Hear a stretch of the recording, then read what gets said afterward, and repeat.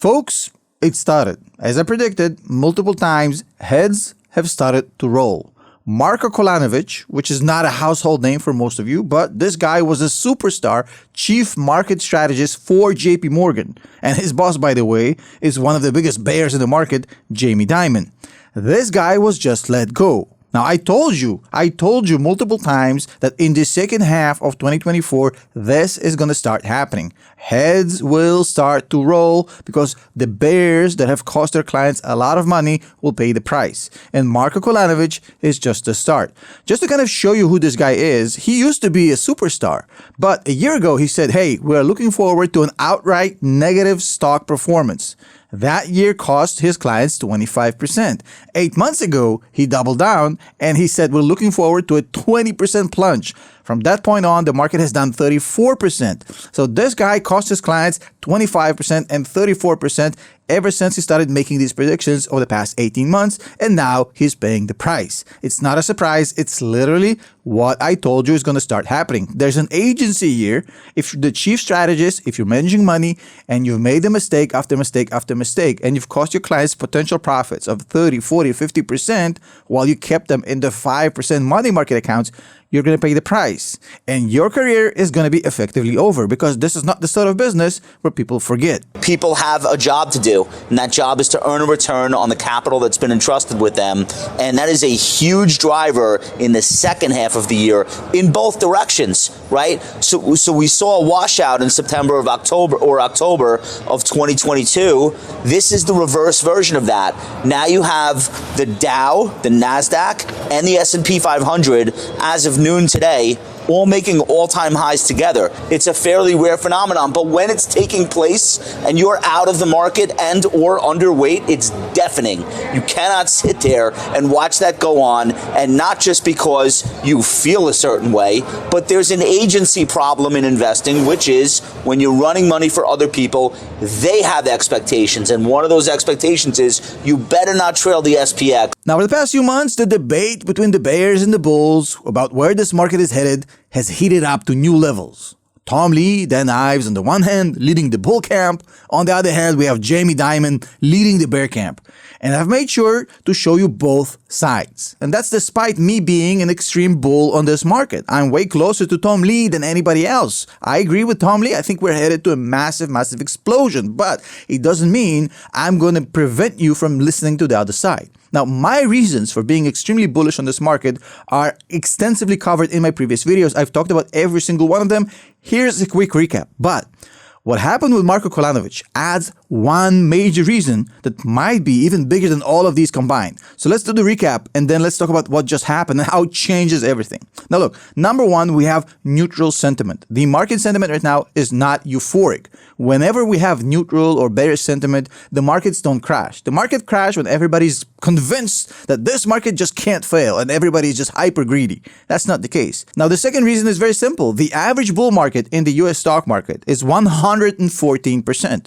The release of ChatGPT in November of 2022 has given us 50%. We're not even halfway there. Number three, we had a 30% year leading to this point. Whenever that happened in history, 25 out of the 27 times, the following year was profitable. Don't forget, we have an election year. Number five, we don't have increased initial public offerings. Companies are not rushing to this market hoping to make a quick buck like they did in 1999, like they did in 2021. We don't have increased IPO activity. We have low multiples in the market, nowhere near the 33 PE we had in 1999. We have solid macro data, good GDP, normal, somewhat unemployment data. Inflation is somewhat normal, nothing crazy. We have solid profits across the board. We have AI profits. It's not vaporware. This is not pets.com. Companies are actually generating cash, generating profits from AI. We have the mega caps leading the way, not these obscure companies nobody has ever heard of. And we had great earnings season. And on top of it, we just had a cataclysmic event. JP Morgan got rid of their head market strategist, Marko Kolanovic. Now, I don't know if he left voluntarily, involuntarily, it doesn't matter, but he was let go. He was either shown the way out or he did it himself, it doesn't matter.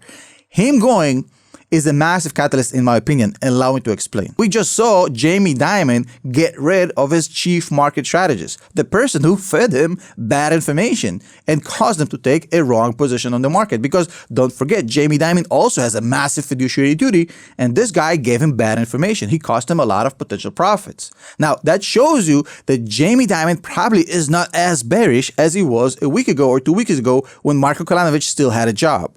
Now, I don't know if he's going to come out in the public and talk about it and say, hey, I've completely flipped or not, or whether he's going to slowly backpedal, but it shows that Jamie Dimon has probably moved on that spectrum way closer to the middle than he was just a couple of weeks ago. The second thing you need to understand is that thing I explained to you multiple times. I've shown you that Josh Brown clip where he talked about the agency problem. We have people managing money. We have $6 trillion of money on the sideline, as Tom Lee likes to point out. By the way, that amount is probably not going to go all 100% of it into the stock market like people think. It's not going to happen. We're probably looking at $1.5 trillion that will flow from the money market accounts to equities. These are the people who gave their clients bad advice. They told their clients, hey, let's go to money market accounts, let's sit in 5% interest while the market collapses. They've said it 18 months ago. Ever since then, they've lost their clients a lot of money. And as I explained before, this is a huge game of chicken. We have the money managers sitting in a 5% environment, hoping for this market to pull back so they can get in. And every day, the market keeps going up. They're way closer to losing their job, their reputation, and their career. And every time the clock ticks and one more day passes and we get to the second half of the year right now, that time is running out. Right now, what we have is the market keeps going up. We're at 5,500 on the S&P 500, and we're way past that halfway point in the year. So the heat is turning up. And I've told you in previous videos, you will start seeing people getting fired, high-profile people, superstar, people with millions of dollars. They will start losing their job. And Marko Kolanovic was just the first. And right now, what you're going to see is a lot of people going to look at this and say, I don't want to end up like Marko Kolanovic. At least let me cut my losses and get back in the market before it's too late, before I lose my job. Now, mechanically, what's going on here is very simple. The heat on the money managers is starting to turn up. They're starting to fear for their jobs and their reputation. And Marko Kolanovic is a great example. You see Jamie Dimon, the flagship of this whole bear cycle, is actually firing the guy who gave him this bad information. So he's probably moving way closer to the middle.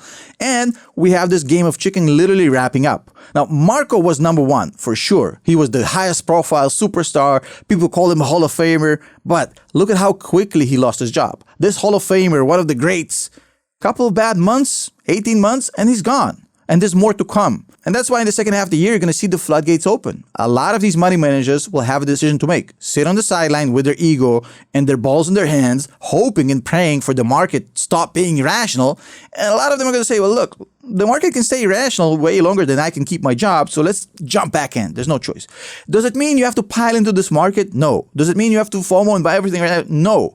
In the short term, nobody knows how the market is going to behave. It might go up 20%, might go down 20%. We're talking long term here. So don't go betting on one stock or the S&P 500 buying everything. No FOMO, please. Fear of missing out is the worst enemy of an investor. What you should do is dollar cost average into your best stocks, dollar cost average into your best index. Ignore the price unless the price drops below 20% off the 52-week high, in which case you double down. That's it. And you keep doing this like a robot and ignore all the noise. As simple as that. That strategy works, as simple as that. And there's plenty of proof. Go watch my previous videos. I've showed you students that have done insane numbers doing just that. Now, if you want to actually join our community and learn more about this, discord.gg/TomNash, it's free to join. We have 12,000 members. And if you're a little bit more advanced in the process, you want to learn how to DCF, how to model your own stocks, how to research proper, how to become a better long-term investor. If you're on that advanced side of things, join the academy. We have an academy, patreon.com/TomNash. Would love to see you there. It's a 30-day money-back guarantee, so you can join, stay for 15 days. If you don't like it, you can leave. And for super advanced students, we have Stock MVP, stock-mvp.com. It's the platform we built for you to analyze your stocks, look at insiders, build your own DCFs, model your stocks, research, do everything you do in a Bloomberg terminal, but for a fraction of the cost. Check it out. The links are all below. I'll see you in the next one.